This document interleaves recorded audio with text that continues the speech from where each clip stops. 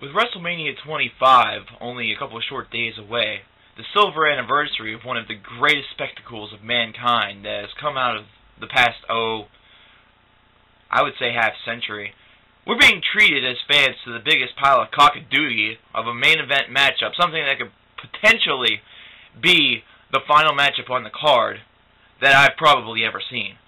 That being the whole love triangle between Edge, the Big Show, Vicky Guerrero, and then throwing John Cena, the instigator, into the mix. Now, I'll be the first one to say that I agree with what Spinnernet has said, that this matchup to me appears to be pure comedy. It's something that appears that the WWE just simply threw this together. It's something that, to me, it makes sense, but it doesn't make sense.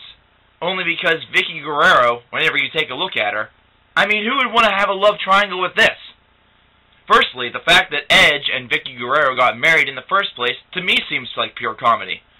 Simply like they needed to get Edge over as a heel even more, which is something that he really didn't need because he's a fantastic performer, so they threw him together with the most obnoxious and nauseating person that they could find. And that just so happened to be Eddie Guerrero's former wife, Vicky. And to me, it seems like throwing the Big Show into the mix is the only person that would really make sense, because it's the only person that you could really see being with a person like Vicky Guerrero for more than 5 seconds and not finding her completely repulsive. I mean, take a look at her. Whenever she comes out on television, it instantly makes your stomach turn. Whenever she gets on the mic, you almost want to mute the television or turn the channel. You want to yell at your television screen, "Fuck, shut up! Come on!" All I want to do is watch some wrestling. All I want to do is believe the storyline. And here's the thing. It's kind of believable. It's comedy, but it's believable. And the reason why I say that is this.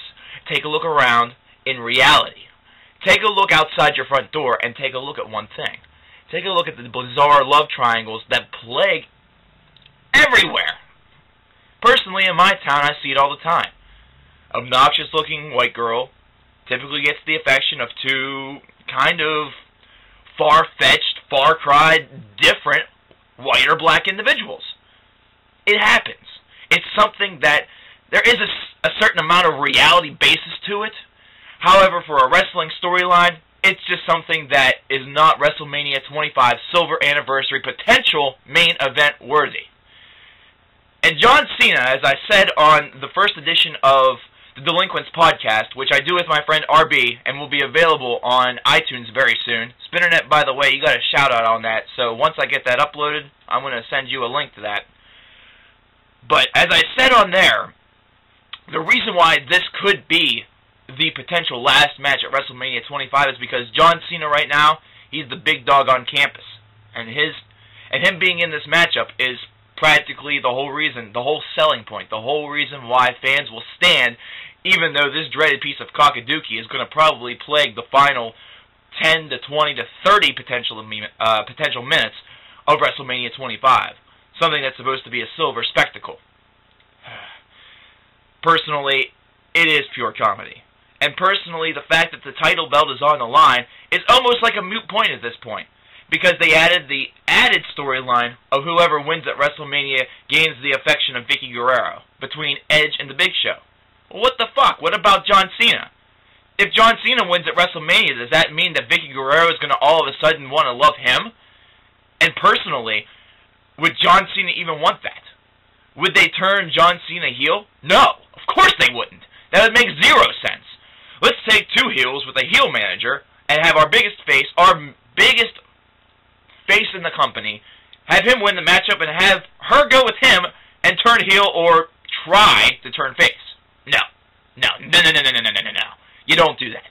You don't do that at all. It's not going to happen. It almost predicates the outcome that one of two things is going to happen. Either Edge is going to retain the title and this whole Vicky Guerrero storyline is going to continue, or John Cena is going to win and this thing is going to become a giant clusterfuck, and either John Cena is going to have another opponent to worry about while Edge and the Big Show go at it for the affection of the luscious Vicky Guerrero, or the Big Show wins. This is the third and what I consider to be a long shot. The Big Show wins, they give him the title again, and then Edge is sort of just left out in the cold, and you're not really quite sure what happens there. You know that he can be a face. You know you can be a heel. But if the Big Show wins, you're not quite sure, as a fan, which side you're supposed to turn to. Do you lament with him? Do you insult him? Do you laugh at him? Personally, if the Big Show wins, gets the affection of Vicky Guerrero, and Edge is sort of left out in the cold, personally, I wouldn't laugh at him. I wouldn't feel sorry for him. I would rejoice for Edge. Personally, I would be like, Edge, thank you. You could do so much better as a face or a heel. I mean, sure, she's a great heel manager, and I said that in one of my first editions of this particular broadcast. And yes, she really helps get you over, but man, oh man, oh man. The reality basis of this just boggles my mind.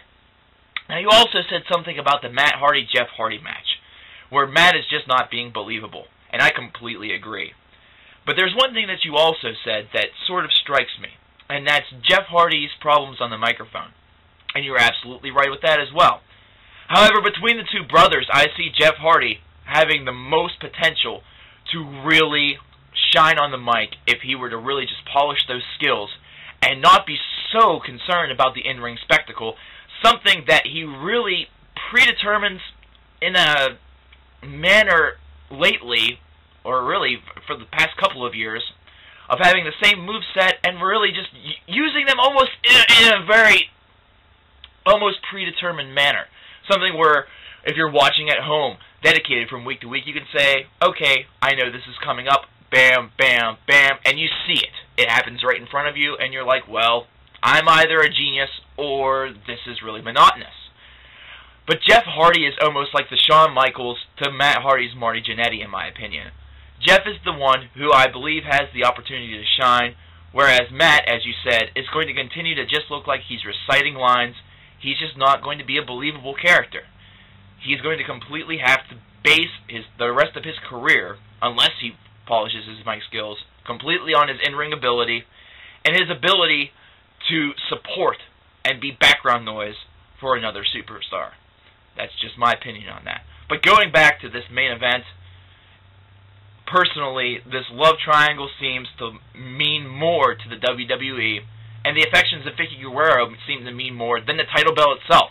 And that's not what Wrestlemania, that's not what these belts, that's not what the championship, that's not what the silver spectacle should be about.